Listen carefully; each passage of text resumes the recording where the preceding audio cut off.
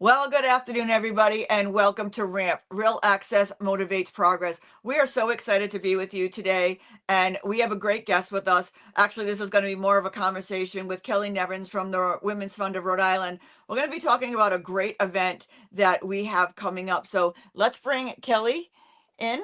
Hi, Kelly. How are you today? Hi, everyone. I'm doing great. Thank you so much for having me as part of your show today. No, I'm so excited to have this conversation and to talk about this amazing event that we're going to have in January. But first of all, in case for some people who don't know who you are, tell everybody who you are and what you do. Sure. So again, my name is Kelly Nevins. I'm the CEO of the Women's Fund of Rhode Island. We are a nonprofit organization that invests in women and girls. We do that through research on the status of women and girls, which we use as a fact-based platform to advocate primarily for state level legislative change. We teach leadership and advocacy, and we're also a grant maker. And we are part of a collection of women's funds all across the world. So if you have folks from outside of Rhode Island, know that there's likely a women's fund that serves your area. Although we all do our own thing, we generally have the same mission, which is to achieve gender equity. And for us, we want to do that through systemic change, which is why we focus on policy initiatives. And it's so great. Me and you have been friends for quite some time and talking, and you always go out of your way to make sure that your events are accessible and, talk to us and ensure. So, when we came to this collaborative of going for this grant and making this event possible, it was just a no-brainer to me because it was such a great collaborative. Tell everybody a little bit about how this came to be. Sure. So, one of the things that the Women's Fund does is we focus on making workplaces more inclusive, more accessible. We focus on DEI, not what some people would call illegal DEI. I always have a like, what does that mean even? If you are doing things that help your employees to bring their best selves to work, that's really what we're encouraging. And we want to be sure that you get the best employees to work for you. And that means being accessible, that means being inclusive. So, pre-COVID, we had put together a gender equity in the workplace toolkit. And that toolkit we used with businesses to help them think about how do we create workplaces that work better for everyone. And it was a great toolkit, but then, of course, COVID happened. And then a lot of other things happened in our community where it made sense to update the toolkit. So as we were thinking about how are we going to do this, there was a grant opportunity that came up that allowed us to very thoughtfully partner with RAMP.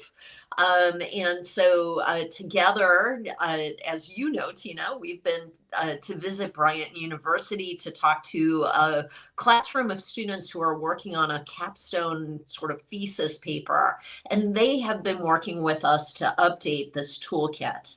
And one of the things that I want to do is make sure that that toolkit and the great ideas that came out of it that are the result of best practices and best thinking for the next perhaps dozen of years shows up in Rhode Island workplaces. And how could we get that information out in the world?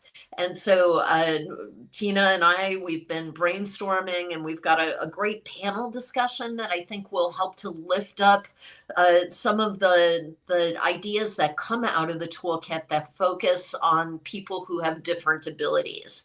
And then I'm also pleased to be able to partner with you on your big event in April. So, it just means more opportunities to partner and to continue to be lifting up how do we make the world a place where everyone can thrive.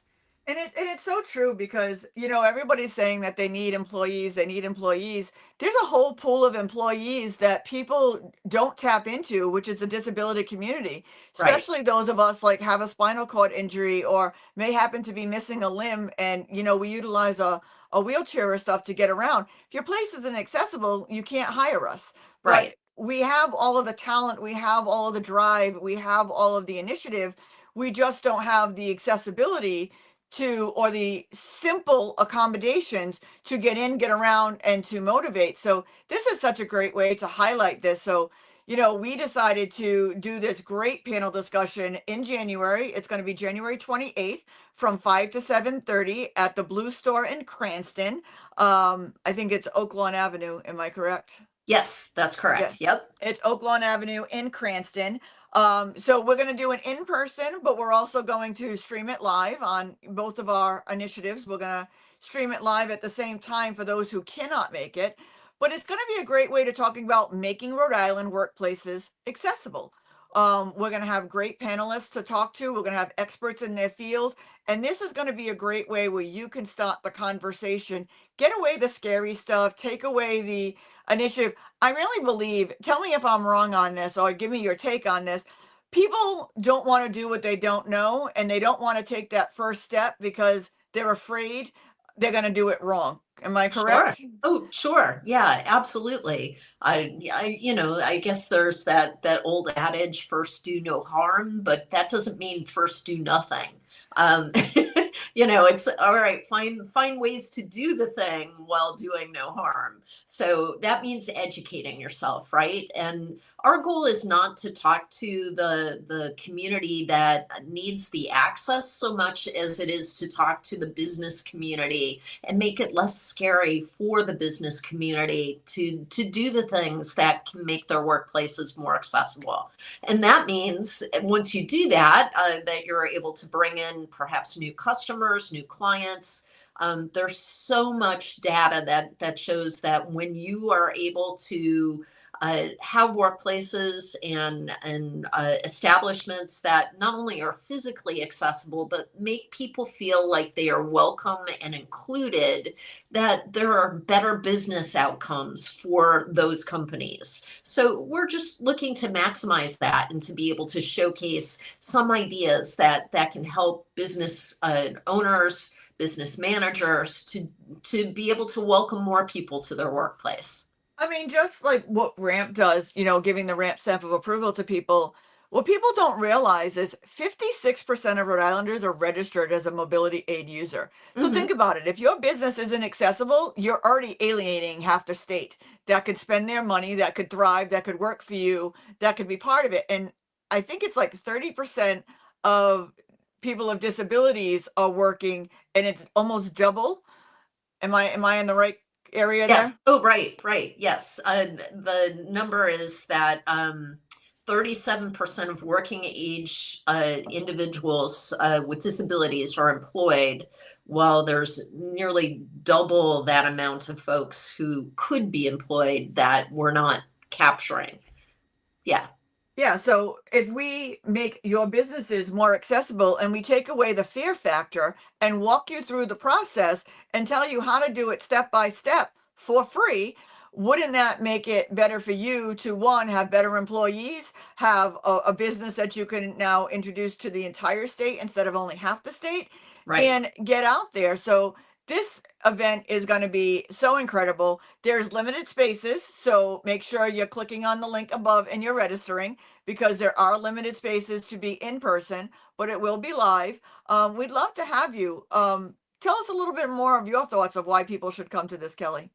well, again, it's an opportunity to learn something that you may not have been made aware of before. You also will be introduced to experts across Rhode Island who deal with these ideas and issues all the time. So if you have burning questions, it's a great place to get those questions answered.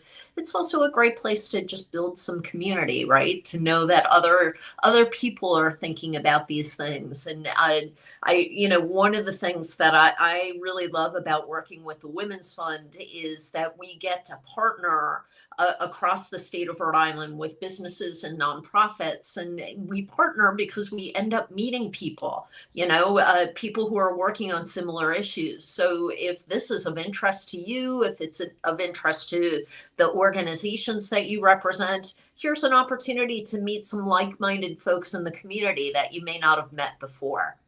And Ramp feels the same way. It's all of us together working together that's truly going to make the difference. we can't do it alone. We can't tell everybody to be accessible. You can't do it alone by doing what you do. It's partnering with all of these different organizations. So not only are you going to hear from experts and be part of this, it's going to be networking because, like you said, you're going to be in a room with a lot of like-minded people. And like I said, even if you're not thinking about this, you should be thinking about this if you want to open your business to the entire state of Rhode Island. So we welcome you to come on down and register and be part of this great event. After this, we have the Rhode Island Accessibility Summit in May. So this will be part one. That's kind of like part two. So we would like you to be involved with the Women's Fund and RAMP. Here is your opportunity to get involved. January 28th, 5 to 7:30 at the Cranston Blue Store on Oak Lawn Avenue. We'd be so excited to have you. Anything else that we missed to talk about today? Just so people are aware, the program itself doesn't start until 5:30, and the program ends at 7, but we're giving people extra time to get in the room and also out of the room and make sure that they're able to make the connections that they want. So the actual program time, particularly if you're tuning in virtually, is from 5:30 to 7 on the 28th.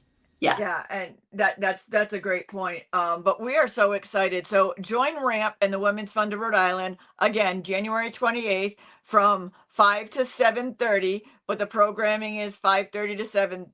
7. So that way you have a little bit of extra time to network in person, but online it's a little bit later.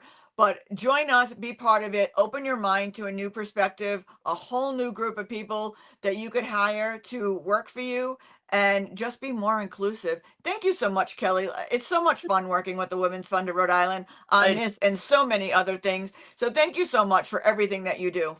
Thank you. And likewise, have a great day, everyone. Looking forward to seeing you in January. And we'll see you all in January. Have a great day.